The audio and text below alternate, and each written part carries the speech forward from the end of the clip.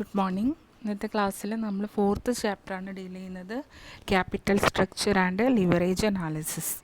അപ്പോൾ കഴിഞ്ഞ ക്ലാസ്സിൽ നമ്മൾ കോസ്റ്റ് ഓഫ് ക്യാപിറ്റൽ പഠിച്ചു. കോസ്റ്റ് ഓഫ് ക്യാപിറ്റൽ എന്തായിരുന്നു? The rate of return. നമ്മൾ എത്ര രൂപയാണ് ഒരു ക്യാപിറ്റൽ റേസ് ചെയ്യുന്നത്, അതിന് വേണ്ടി വരുന്ന കോസ്റ്റ്. ഡിബഞ്ചർ ആണെങ്കിൽ കൊടുക്കുന്ന ഇൻട്രസ്റ്റ്, പ്രിഫറൻസ് ഷെയർ ആണെങ്കിൽ അതിന് കൊടുക്കുന്ന ഡിവിഡൻഡ്. ഇതായിരുന്നു കോസ്റ്റ് ഓഫ് ക്യാപിറ്റൽ.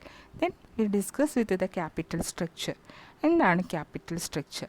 ഒരു ഫേമിനെ സംബന്ധിച്ച് അവർക്ക് ക്യാപിറ്റൽ സ്ട്രക്ചർ അല്ലെങ്കിൽ ആ ഫേം ഉണ്ടാക്കുന്നതിന് അല്ലെങ്കിൽ ഒരു ബിസിനസ് തുടങ്ങുന്നതിന് നമ്മുടെ കയ്യിലെ പൈസ മാത്രമല്ല ഉപയോഗിക്കുക. എന്ത് ചെയ്യും? നമ്മൾ ലോൺ എടുക്കും അല്ലേ, പുറത്തുനിന്ന് പൈസ വാങ്ങും. സോ നമ്മളുടെ ഓൺ ക്യാപിറ്റലും ഉണ്ടാകും, ഔട്ട്സൈഡേഴ്സിൻ്റെ ഫണ്ടും ഉണ്ടാകും. അപ്പോൾ both equity and debt, the mix of equity and debt which a company uses to finance its long-term operation is known as capital structure. ഒരു കമ്പനി യൂസ് ചെയ്യാൻ വേണ്ടിയിട്ട് അല്ലെങ്കിൽ ആ കമ്പനി തുടങ്ങാൻ വേണ്ടിയിട്ട് നമ്മൾ ഉപയോഗിക്കുന്ന ഡെറ്റിൻ്റെയും ഇക്വിറ്റീൻ്റെയും മിക്സിനെയാണ് എന്താ പറയുക, ക്യാപിറ്റൽ സ്ട്രക്ചർ എന്ന് പറയുന്നത്. ലോങ് ടൈം പർപ്പസിന് വേണ്ടിയിട്ടാണ് ഉപയോഗിക്കുന്നത്. So it is the combination of different source of capital used by an organization to finance its activities.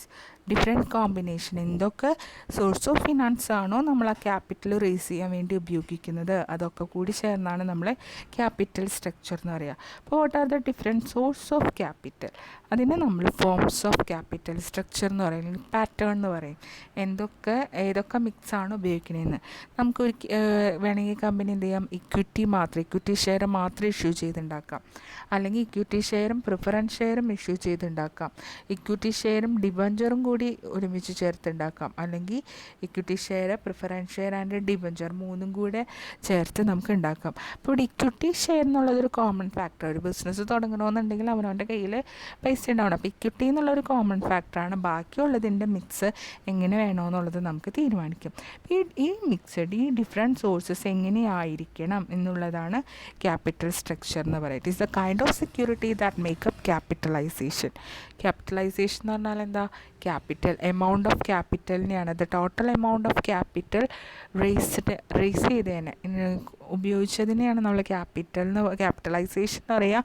ആ ക്യാപിറ്റലൈസേഷന് വേണ്ടി നമ്മൾ ഉപയോഗിച്ച ഡിഫറെൻറ്റ് സെക്യൂരിറ്റീസിനെയാണ് നമ്മൾ എന്താ പറയുക, ക്യാപിറ്റൽ സ്ട്രക്ചർ എന്ന് പറയുക. ഇതിൽ രണ്ടെണ്ണമാണ് മെയിനായിട്ട് വരിക. ഡെറ്റ് ക്യാപിറ്റലുണ്ട്, ഇക്വിറ്റി ക്യാപിറ്റലുണ്ട്. ഡെറ്റ് ക്യാപിറ്റൽ എന്ന് പറഞ്ഞാൽ ലോങ് ടൈം ബോറോയിങ്സ്, കടം വാങ്ങുന്നത് നമ്മൾ തിരിച്ചു കൊടുക്കണം. ഇക്വിറ്റി ക്യാപിറ്റൽ എന്ന് പറഞ്ഞാൽ ലോങ് ടൈം ഫണ്ടാണ്, അത് നമ്മൾ തിരിച്ചു കൊടുക്കുന്നത് എപ്പോഴാണ്? വൈൻഡിങ് അപ്പിൻ്റെ ടൈമിൽ മാത്രമാണ്. ഓക്കെ, ദെൻ എന്താണ് ക്യാപിറ്റൽ സ്ട്രക്ചർ ആൻഡ് ക്യാപിറ്റലൈസേഷന് തമ്മിലുള്ള വ്യത്യാസം? രണ്ടാമത്തെ സ്ട്രക്ചറാണ് കേട്ടോ. ക്യാപിറ്റലൈസേഷൻ എന്ന് പറഞ്ഞാൽ ക്വാണ്ടിറ്റേറ്റീവാണ്. എത്ര ടോട്ടൽ എമൗണ്ട്, എത്ര ക്യാപിറ്റൽ റേസ് ചെയ്യണമെന്നാണ് പറയുന്നത്. ഈ determine total needs of capital, എത്ര രൂപ നമുക്ക് ക്യാപിറ്റൽ ആവശ്യം വരും. ഒരു ബിസിനസ് തുടങ്ങാൻ 10 ലക്ഷം രൂപ വേണം എന്ന് നമ്മൾ പറയുന്നത് എന്താണ്? ക്യാപിറ്റലൈസേഷനാണ്. ആ 10 ലക്ഷം രൂപ എങ്ങനെ നമ്മൾ റേസ് ചെയ്യും, അതിലേതൊക്കെ ഇക്വിറ്റി എത്ര വേണം, ഡെറ്റ് എത്ര വേണം എന്നൊക്കെ തീരുമാനിക്കുന്നതാണ് ക്യാപിറ്റൽ സ്ട്രക്ചർ. ഇപ്പോൾ ക്യാപിറ്റലൈസേഷനെ നമ്മൾ രണ്ട് രീതിയിലാണ് ക്ലാസിഫൈ ചെയ്തിരിക്കുന്നത്, over capitalisation and under capitalisation. Capital structure high geared and low geared, അത് നമുക്ക് ഡീറ്റെയിൽ ആയിട്ട് പഠിക്കാനുണ്ട്. അതായത് ഹൈ ഇൻട്രസ്റ്റ് കൊടുക്കുന്ന ക്യാപിറ്റൽ സ്ട്രക്ചറും, ഡിബഞ്ചർ എടുത്തേക്കുന്നത് 10 ലക്ഷം വേണം, അതിൽ 9 ലക്ഷവും നമ്മൾ കടമാണ് എടുത്തേക്കണമെന്നുണ്ടെങ്കിൽ ഹൈ ഗിയേർഡ് അല്ലേ, കൂടുതൽ എമൗണ്ട് ഇൻട്രസ്റ്റ് കൊടുക്കണം. അതേപോലെ ലോ ഗിയേർഡ് ഉണ്ട്.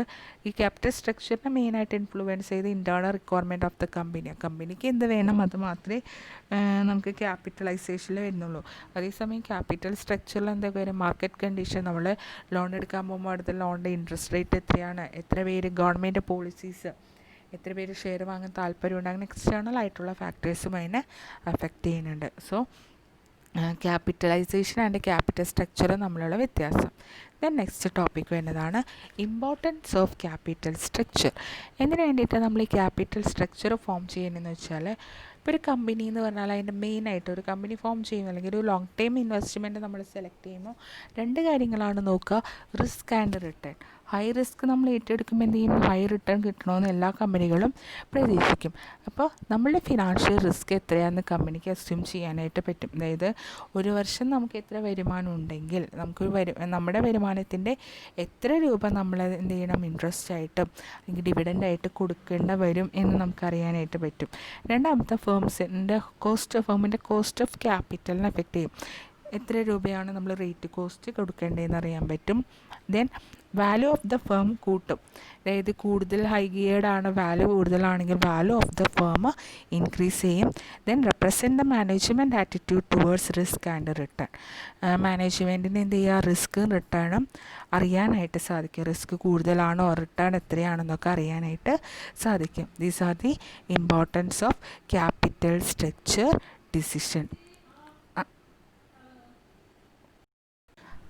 So these are the importance of capital structure decision. Financial risk അറിയാൻ പറ്റും, ഫേമിൻ്റെ കോസ്റ്റ് ഓഫ് ക്യാപിറ്റൽ അറിയാൻ പറ്റും, വാല്യൂ ഓഫ് ദ ഫേം അറിയാൻ പറ്റും, മാനേജ്മെൻറ്റിൻ്റെ ആറ്റിറ്റ്യൂഡ്, റിസ്ക് ആൻഡ് റിട്ടേണിലേക്ക് മാനേജ്മെൻറ്റിൻ്റെ ആറ്റിറ്റ്യൂഡ് അറിയാൻ പറ്റും. ഇനി മെയിനായിട്ട് ഇമ്പോർട്ടൻ്റ് ആയിട്ടുള്ള എസ്സേ വരുന്നൊരു ഭാഗമാണ് ഫാക്ടേഴ്സ് ഡിറ്റർമിനിങ് ക്യാപിറ്റൽ സ്ട്രക്ചർ. ഏതൊക്കെ ഫാക്ടേഴ്സാണ് നമ്മൾ ക്യാപിറ്റൽ സ്ട്രക്ചർ എടുക്കാൻ യൂസ് ചെയ്യാൻ, അല്ലെങ്കിൽ ക്യാപിറ്റൽ സ്ട്രക്ചർ നമ്മൾ സെലക്ട് ചെയ്യുമ്പോൾ എന്തൊക്കെ ഫാക്ടേഴ്സാണ് നോക്കേണ്ടത്. രണ്ട് തരം ഫാക്ടേഴ്സ് ഉണ്ട്, ഇൻറ്റേർണൽ ഫാക്ടേഴ്സും ഉണ്ട്, എക്സ്റ്റേർണൽ ഫാക്ടേഴ്സും ഉണ്ട്. ഇൻറ്റേർണൽ ഫാക്ടേഴ്സിൻ്റെ പ്രത്യേകത എന്താ, അത് ബിസിനസ്സിൻ്റെ ഉള്ളിൽ തന്നെ ആയിരിക്കും അല്ലേ. എക്സ്റ്റേർണൽ എന്ന് പറഞ്ഞാൽ ഔട്ട്സൈഡ് ദ ബിസിനസ്സാണ്. ഫസ്റ്റ് തന്നെ ഇൻറ്റേർണൽ ഫാക്ടറാണ് എന്ത്, പ്രോഫിറ്റബിലിറ്റി. പ്രോഫിറ്റബിലിറ്റി എന്ന് പറഞ്ഞാൽ ഒരു ഫേം എത്ര വെൽത്താണോ എക്സ്പെക്റ്റ് ചെയ്യുന്നത്. എപ്പോഴും നമ്മൾ ഇൻവെസ്റ്റ്മെൻറ്റ് ഡിസിഷനിൽ പ്രോഫിറ്റബിലിറ്റി എന്ന് വെച്ചാൽ, പ്രോഫിറ്റ് എന്ന് പറഞ്ഞാൽ വെൽത്തിനെയാണ് ഉദ്ദേശിക്കുക. എന്ന് വെച്ചാൽ കൂടുതൽ ഇൻകം ഷെയർ ഹോൾഡേഴ്സിന് കിട്ടണം. അപ്പം മാക്സിമം ഷെയർ ഹോൾഡേഴ്സ് വെൽത്ത് എങ്ങനെ വേണം എന്ന് വിചാരിച്ചിട്ടാണ്, അല്ലെങ്കിൽ അതിൻ്റെ ബേസിലാണ് നമ്മൾ ക്യാപിറ്റൽ സ്ട്രക്ചർ സെലക്ട് ചെയ്യുക. അതായത് we select the combination which give the highest value of earnings per share. Maximum highest value earnings per share highest value തരുന്ന കോമ്പിനേഷൻ വേണം എന്ത് ചെയ്യുക, സെലക്ട് ചെയ്യാൻ. ഷെയറിന് ഹൈ വാല്യൂ ഉണ്ടെങ്കിൽ മാത്രമേ മാർക്കറ്റിൽ അതിന് എന്തുണ്ടാവുള്ളൂ, ഡിമാൻഡ് കൂടുതലുണ്ടാവുള്ളൂ. Second one liquidity. ഇപ്പം നമ്മൾ എന്ത് ചെയ്യുക, നമുക്ക് കിട്ടുന്ന പൈസ മൊത്തം നമ്മൾ ലോങ് ടൈം ഫണ്ടിലേക്ക് ഇൻവെസ്റ്റ് ചെയ്യണമെന്നില്ല. നമ്മളത് ലിക്വിഡിറ്റി ക്യാഷ് ഫ്ലോ അനാലിസിസും കൂടി നടത്തും. എത്രത്തോളം ക്യാഷ് ഫ്ലോ വേണം, വർക്കിംഗ് ക്യാപിറ്റൽ എത്രത്തോളം വേണമെന്നും കൂടി നമ്മൾ അനലൈസ് ചെയ്തിട്ട് വേണം ഡെറ്റ് ക്യാപിറ്റൽ റേസ് ചെയ്യാൻ. ഇത് നമുക്ക് കിട്ടുന്ന പൈസ മൊത്തം നമ്മൾ ഇൻട്രസ്റ്റ് ആയിട്ട് അടയ്ക്കാമെന്ന് വിചാരിക്കും. 10,000 രൂപ വരുമാനമുണ്ട്. ആ 10,000 നമ്മൾ ഇൻട്രസ്റ്റ് ആയിട്ട് കൊടുക്കുകയാണെങ്കിൽ നമ്മളുടെ സാധാരണ ഒരു കണ്ടീഷൻ പറയുകയാണെങ്കിൽ നമ്മൾക്ക് ജീവിക്കാനായിട്ട് ആകെ 10,000 സാലറി ഉള്ളൂ. 10,000 ഇൻട്രസ്റ്റ് അടയ്ക്കാനാണെങ്കിൽ നമ്മൾ ചിലവൊന്നും നടന്നു പോവില്ല. അപ്പം അങ്ങനെ ഒരിക്കലും ഉണ്ടാവാനായിട്ട് പാടില്ല. അപ്പം മാക്സിമം നമ്മൾ എന്ത് ചെയ്യും, ഡെറ്റ് എന്നുള്ളത് നമ്മൾ കുറച്ചിട്ട് മാക്സിമം ക്യാഷ് ഫ്ലോവും കൂടി അനലൈസ് ചെയ്യും. Then flexibility. എപ്പോഴും ഫ്ലെക്സിബിൾ ആയിട്ടുള്ള ഒരു ക്യാപിറ്റൽ സ്ട്രക്ചർ വേണം നമ്മൾ സെലക്ട് ചെയ്യാനായിട്ട്. കാരണം എന്താണെന്ന് വെച്ചാൽ സ്കോപ്പ് നമ്മൾ വീണ്ടും ബിസിനസ് ഇൻക്രീസ് ചെയ്യുമ്പോൾ അല്ലെങ്കിൽ അത് എക്സ്പാൻഡ് ചെയ്യുമ്പോൾ നമ്മൾ എന്തെങ്കിലും ക്യാപിറ്റൽ റേസ് ചെയ്യേണ്ടി വരും. അപ്പോൾ ഫ്ലെക്സിബിൾ ആയിട്ടുള്ളൊരു ക്യാപിറ്റൽ സ്ട്രക്ചർ ആണെങ്കിൽ മാത്രമേ ഇത് ചെയ്യാനായിട്ട് പറ്റുള്ളൂ. Then fourth one is the size of business. Small കമ്പനീസിനെ സംബന്ധിച്ച് ലോങ് ടൈം ഡെപ്റ്റ് എന്നുള്ളത് അവരെ ബുദ്ധിമുട്ടാണ്. കാരണം അത്തരം കമ്പനികൾക്ക് അത് കിട്ടുകയില്ല. അവർക്ക് ഒരു 10 കൊല്ലത്തേക്കൊക്കെ അവർ ലോൺ എടുക്കുകയില്ല സ്മോൾ കമ്പനീസിനെ സംബന്ധിച്ച്. അപ്പോൾ അവരെന്ത് ചെയ്യും, മാക്സിമം ഷെയർ ക്യാപിറ്റലും അവരുടെ പ്രോഫിറ്റൊക്കെ വെച്ചിട്ട് ബിസിനസ് നടത്തും. ലാർജ് കമ്പനീസിനെ സംബന്ധിച്ച് ഹ്യൂജ് എമൗണ്ട് ആവശ്യമാണ്. അപ്പോൾ അവർക്ക് ലോങ് ടൈം ക്യാപിറ്റൽ നിർബന്ധം, ലോങ് ടൈം ഡെറ്റ് റേസ് ചെയ്യാനായിട്ട് നിർബന്ധം ഉണ്ടാവും. ദെൻ മീഡിയം കമ്പനീനെ സംബന്ധിച്ചൊരു പ്രൊപ്പോർഷനേറ്റ് ആയിട്ട് നിൽക്കുന്നതായിരിക്കും നല്ലത്. ഒരു good position between debt and equity വേണ്ടി വരും. Then nature of business. Manufacturing കമ്പനീനെ സംബന്ധിച്ച് എന്താണ്, 3 തരം കമ്പനി. നമുക്ക് മാനുഫാക്ചറിങ് കമ്പനിയുണ്ട്, ട്രേഡിങ് കമ്പനിയുണ്ട്. 2 തരം. അപ്പോൾ മാനുഫാക്ചറിങ് കമ്പനീനെ സംബന്ധിച്ച് അവർക്ക് ഫിക്സഡ് അസറ്റ് കൂടുതൽ വേണം. അപ്പോൾ ഫിക്സഡ് അസറ്റ് കൂടുതൽ വരുമ്പോൾ അവരുടെ ടോട്ടൽ കോസ്റ്റിൻ്റെ മേജർ പോർഷൻ എന്ത് ചെയ്യും, ഫിക്സഡ് അസറ്റിലേക്കായിരിക്കും ഉണ്ടാവുക. അപ്പോൾ അവർക്ക് റിസ്ക് കൂടുതൽ, അത്തരം കമ്പനികൾക്ക് റിസ്ക് കൂടുതലായിരിക്കും. അപ്പോൾ അവരെന്ത് ചെയ്യുന്നത് വെച്ചാൽ ഇക്വിറ്റി ക്യാപിറ്റലായിരിക്കും കൂടുതൽ പ്രിഫർ ചെയ്യുക. അതായത് സ്വന്തം പൈസ എടുത്തിട്ട് ചെയ്യാനായിട്ട് നോക്കും. അതേസമയം ട്രേഡിംഗ് കമ്പനീസിനെ സംബന്ധിച്ച് റിസ്ക് കുറവാർക്ക് അവർക്ക് വാങ്ങിക്കൊണ്ട് വന്ന് വിൽക്കാമെന്നുള്ളൊരു ഓപ്ഷൻ മാത്രമേ ഉള്ളൂ. അവിടെ ഫിക്സഡ് അസറ്റൊക്കെ കൂടുതൽ വേണമെന്ന് നിർബന്ധമില്ല. അപ്പോൾ അവർക്ക് എന്ത് ചെയ്യുക, കൂടുതൽ ഡെറ്റ് ഉപയോഗിക്കാനായിട്ട് സാധിക്കും. ഇപ്പോൾ മാനുഫാക്ചറിങ് ഫേം ആണെങ്കിൽ എക്വിറ്റി ആയിരിക്കും കൂടുതൽ ഉപയോഗിക്കുക, ട്രേഡിംഗ് കൺസേൺ ആണെങ്കിൽ ഡെറ്റ് ആയിരിക്കണം കൂടുതൽ ഉപയോഗിക്കാം. Then regularity and certainty of income. ഇപ്പം നമ്മൾ ചില കമ്പനികൾ റെഗുലർ ഇൻകം കിട്ടുന്ന കമ്പനിയാണെന്ന് വിചാരിക്കും. റെഗുലറായിട്ട് ഇൻകം കിട്ടുന്ന കമ്പനിയാണെങ്കിൽ അവർക്ക് ലോൺ എടുക്കാം, ഡിബഞ്ചർ ഇഷ്യൂ ചെയ്യും, കാരണം ഇൻട്രസ്റ്റ് അടഞ്ഞ് പൊക്കോളും അല്ലേ. അതേസമയം ഹൈ ഏണിങ്സ് ഉള്ള കമ്പനിയാണെങ്കിൽ അവർ പ്രിഫറൻസ് ഷെയർ ആയിരിക്കും കൂടുതൽ എടുക്കുക. കാരണം എന്താണെന്ന് വെച്ചാൽ ഹൈ ഇൻകം ഉണ്ട്. പ്രിഫറൻസ് ഷെയറിന് ഒരു കറക്റ്റ് ആ റേറ്റ് ഡിവിഡൻഡ് കൊടുത്താൽ മതി. ഇപ്പോൾ 5% എന്ന് പറഞ്ഞാൽ 5% കൊടുത്താൽ മതി. ബാക്കിയുള്ള ഇൻകമൊക്കെ എൻ്റെ ഇക്വിറ്റി ഷെയർ ഹോൾഡേഴ്സിന് ഡിവിഡൻഡായിട്ട് കൊടുക്കാം. അതേസമയം അൺപ്രഡിക്റ്റബിൾ ആയിട്ടുള്ളത് അല്ലെങ്കിൽ അൺസർട്ടൈൻ ആണ്, എത്രയാണ് ഏണിങ്സ് എന്ന് അറിയില്ല. ഇപ്പോൾ വെഞ്ചർ ക്യാപിറ്റലൊക്കെ പോലെയാണെങ്കിൽ അവർ കുറേ എന്ത് ചെയ്യും, ഇക്വിറ്റി ഷെയർ ആയിരിക്കും ഇഷ്യൂ ചെയ്യുന്നത്. ഇതാണ് റെഗുലാരിറ്റി ഓഫ് ഇൻകത്തിൽ വരുന്നത്. Then period and purpose of financing. Period എന്ന് പറയുമ്പോൾ നമ്മൾ long time, short time and medium term ആണ് ഉപയോഗിക്കുക. അവിടെ ലോങ് ടൈം ആണെങ്കിൽ ഇക്വിറ്റി ഷെയർ ആയിരിക്കും കൂടുതൽ ഉപയോഗിക്കുക. കാരണം ഇപ്പോൾ ആൾക്കാർ കേട്ടിട്ടില്ല, ഷെയർ മാർക്കറ്റിൽ ഇട്ടാലും കൂടുതൽ വർഷത്തേക്ക് ഇടുമ്പോൾ നമുക്ക് കിട്ടുന്ന ഇൻവെസ്റ്റ്മെൻറ്റ് കോമ്പൗണ്ടിങ്ങിൽ കിട്ടുമ്പോൾ വരുമാനം കൂടുതലായിരിക്കും. മീഡിയം ടേം ആണെങ്കിൽ നമ്മൾ ഡിബഞ്ചർ ആൻഡ് പ്രിഫറൻസ് ഷെയർ ആണ് ഉപയോഗിക്കുന്നത്. ലോങ് ടൈം ആണെങ്കിൽ ഇക്വിറ്റി ഷെയറും, മീഡിയം ടേം ആണെങ്കിൽ ഡിബഞ്ചർ ആൻഡ് പ്രിഫറൻസ് ഷെയർ ഉപയോഗിക്കും. ഇപ്പോൾ അല്ലെങ്കിൽ പുതിയ മോഡേണൈസേഷൻ നടത്തി എക്സ്പാൻഷനൊക്കെ വരാണെങ്കിൽ നമ്മൾ പ്രിഫറൻസ് ഷെയർ ആയിരിക്കും ഉപയോഗിക്കാം. Then trading on equity. Trading on equity നമുക്ക് ഡീറ്റെയിൽ ആയിട്ട് പഠിക്കാനുള്ളതായിട്ട് ലിവറേജ്, ഫിനാൻഷ്യൽ ലിവറേജ് എന്നുള്ളൊരു ടേമാണ്.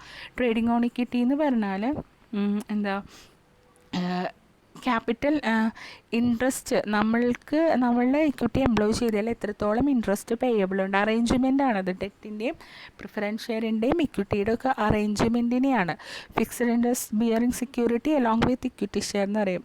അത് തമ്മിലുള്ള അറേഞ്ച്മെൻറ്റിനെയാണ് നമ്മൾ ട്രേഡിംഗ് ഓൺ ഇക്വിറ്റി എന്ന് പറയുന്നത്. അത് ഡീറ്റെയിൽഡ് ആയിട്ട് നമുക്ക് പഠിക്കാനുണ്ട്, പ്രോബ്ലം ചെയ്യാനുണ്ട്. Then desire to retain control, ബിസിനസ്സിൻ്റെ കൺട്രോൾ നമ്മളുടെ കയ്യിൽ തന്നെ നിൽക്കണം എന്ന് ആഗ്രഹിക്കുന്ന ആൾക്കാർ എന്ത് ചെയ്യും, ഇക്വിറ്റി ഷെയർ കുറവും ബാക്കി പ്രിഫറൻസ് ഷെയറും ഡിബഞ്ചർ ഇഷ്യൂ ചെയ്യും അല്ലേ. ഇപ്പോൾ 10 പേരുള്ള അവരുടെ നിന്ന് പോകരുത്, കൺട്രോൾ അവരുടെ തന്നെ വേണമെന്നാണെങ്കിൽ അവർ കൂടുതൽ പ്രിഫറൻസ് ഷെയറും ഡിബഞ്ചർ ഇഷ്യൂ ചെയ്യും. അല്ലാത്ത കേസാണെങ്കിൽ ഇക്വിറ്റി ഷെയർ തന്നെ നമുക്ക് മോർ ഉപയോഗിക്കാനായിട്ട് പറ്റും. Then asset structure. അസറ്റിൽ നിന്ന് current asset and fixed asset വരും. അതിൻ്റെ ക്വാണ്ടിറ്റി എത്രയാണെന്ന് നോക്കിയിട്ടായിരിക്കും നമ്മൾ അസറ്റ് യൂസ് ചെയ്യുക. ഫിക്സഡ് അസറ്റ് ആണ് കൂടുതലെങ്കിൽ കൂടുതൽ ഫിക്സഡ് അസറ്റ് ഉപയോഗിച്ചാൽ ഡിബഞ്ചറോ പ്രിഫറൻസ് ഷെയറോ ഉപയോഗിക്കാം. നല്ല കുറവാണെന്ന് കറണ്ട് അസറ്റാണ് കൂടുതൽ വേണമെന്നുണ്ടെങ്കിൽ ഇക്വിറ്റി ഷെയർ ഉപയോഗിക്കാം. ഓക്കെ, അപ്പോൾ നമ്മളിത് പഠിക്കുമ്പോൾ നിങ്ങളെപ്പോഴും മാനുഫാക്ചറിങ് ഫേം ആണെങ്കിൽ ഇക്വിറ്റി കൂടുതൽ ഉപയോഗിക്കില്ലേ, ഫിക്സഡ് അസറ്റാണ് കൂടുതൽ, ഇക്വിറ്റി കൂടുതൽ ഉപയോഗിക്കും. അതേപോലെ തന്നെയാണ് അസറ്റ് സ്ട്രക്ചറിലും വരുന്നത്. എക്സ്റ്റേണൽ ഫാക്ടേഴ്സ് എന്താണ്, condition of the capital market. Capital മാർക്കറ്റിൻ്റെ കണ്ടീഷൻ നോക്കിയിട്ടാണ് ടൈപ്പ് ഓഫ് സെക്യൂരിറ്റി എടുത്ത്, റേറ്റ് ഓഫ് ഇൻട്രസ്റ്റ്, ഡിവിഡൻഡ് എത്രയാണ് കൊടുക്കുന്നത്, ഡിപ്രഷൻ ടൈം ആണോ, അതൊക്കെ നോക്കിയിട്ടാണ് സ്ട്രക്ചർ സെലക്ട് ചെയ്യുക. ഇൻവെസ്റ്റേഴ്സിൻ്റെ ആറ്റിറ്റ്യൂഡ്. ഇപ്പോൾ ചില ഇൻവെസ്റ്റേഴ്സ് റിസ്ക് എടുത്തിട്ടില്ല, അപ്പോൾ അവർക്ക് എന്ത് ചെയ്യുക, പ്രിഫറൻസ് ഷെയർ ആയിരിക്കും എടുക്കുക. റിസ്ക് എടുക്കാൻ താല്പര്യമുള്ളവരാണ് ഇക്വിറ്റി ഷെയർ വാങ്ങുക. ഡിബഞ്ചർ വാങ്ങുന്നതൊക്കെ റിസ്ക് എടുക്കാൻ താല്പര്യമില്ലാത്തവർ, കാരണം അവർക്ക് കറക്റ്റായിട്ട് ഇൻട്രസ്റ്റ് കിട്ടിക്കൊണ്ടിരിക്കും. Then cost of financing. Cost of financing എത്ര രൂപയാണ് നമ്മളതിൻ്റെ കോസ്റ്റ്, നമ്മുടെ സോഴ്സ് ഓഫ് ഫിനാൻസിന് എത്ര രൂപ കോസ്റ്റ് വരും എന്നുള്ളതാണ് കോസ്റ്റ് ഓഫ് ഫിനാൻസിങ് എന്ന് പറയുക. പിന്നെ ലീഗൽ റിക്വയർമെൻറ്റ്സ്. ഷെയർസ് ഇഷ്യൂ ചെയ്യാനായിട്ട് കുറേ പ്രൊസീജിയേഴ്സ് ഉണ്ട്. സ്റ്റോക്ക് എക്സ്ചേഞ്ചിൽ രജിസ്റ്റർ ചെയ്യണം, IPO എന്നൊക്കെ പറഞ്ഞാൽ കുറേ പ്രൊസീജിയറില്ല. അപ്പോൾ അതൊക്കെ ഒഴിവാക്കാൻ വേണ്ടിയിട്ട് എന്ത് ചെയ്യും, നമ്മൾ ഡിബഞ്ചറും ലോണൊക്കെ ഉപയോഗിക്കും. അപ്പോൾ ഡിപ്പെൻഡ്സ് ഓൺ ദ ലീഗൽ റിക്വയർമെൻറ്റ്സും കൂടി നമ്മൾ കണക്കാക്കും. Government taxation policy and attitude of management. ചില മാനേജ്മെൻറ്റ് അവരുടെ സ്കില്ലൊക്കെ ഉപയോഗിച്ച് എന്താ പറയുക, അഗ്രസീവ് മാനേജ്മെൻ്റ് ആണെങ്കിൽ അവരെന്ത് ചെയ്യുകയെന്ന് വെച്ചാൽ റിസ്ക് കൂടുതൽ എടുക്കാനായിട്ട് തയ്യാറാകും. അങ്ങനെയുള്ളവർ എന്ത് ചെയ്യുക, ഡെറ്റ് കൂടുതലെടുക്കും. അഗ്രസീവ് മാനേജ്മെൻ്റ് ആണെങ്കിൽ. നേരെ ഓപ്പോസിറ്റ് കുറച്ചും കൂടി കൺസേർവ് ആണെന്നുണ്ടെങ്കിൽ അവരെന്ത് ചെയ്യും, റിസ്ക് അധികം എടുക്കില്ല. അപ്പോൾ അവർ ഇക്വിറ്റി ക്യാപിറ്റൽ കുറച്ചും കൂടി എളുപ്പത്തിന് എടുക്കും. അപ്പോൾ ഇത് essay വരുന്ന ഭാഗമാണ് factors determining capital structure. Then optimal capital structure. നമ്മൾ ക്യാപിറ്റൽ സ്ട്രക്ചർ നമ്മളിങ്ങനെ എന്താ, ഇക്വിറ്റി ഷെയർ ചെയ്യണോ, ഇക്വിറ്റി പ്രിഫറൻസ്, ഇതൊക്കെ നോക്കി ഈ ഇക്വിറ്റി പ്രിഫറൻസിൽ മാക്സിമം ഫേമിൻ്റെ വാല്യൂ മാക്സിമം ആക്കുന്ന ക്യാപിറ്റൽ സ്ട്രക്ചർ ഏതാണോ അതിനെയാണ് നമ്മൾ എന്താ പറയുക, ഒപ്റ്റിമം ക്യാപിറ്റൽ സ്ട്രക്ചർ എന്ന്. അതായത് cost of capital maximize minimize ചെയ്തിട്ട് value of the firm maximize ചെയ്യണ ഡെറ്റ് ഇക്വിറ്റി റേഷ്യോ ഏതാണോ അതിനെയാണ് നമ്മൾ ഒപ്റ്റിമം ക്യാപിറ്റൽ സ്ട്രക്ചർ എന്ന് പറയുക. അപ്പോൾ optimum capital structure is the capital structure at which the weighted average cost of capital is minimum. നമ്മൾ problem ചെയ്തുള്ള cost of capital weighted average cost of WACC minimum ആണ് ആയ ക്യാപിറ്റൽ സ്ട്രക്ചറാണ് നമ്മൾ optimum capital structure എന്നുള്ള ടേംസിൽ ഉൾപ്പെടുത്തുന്നത്.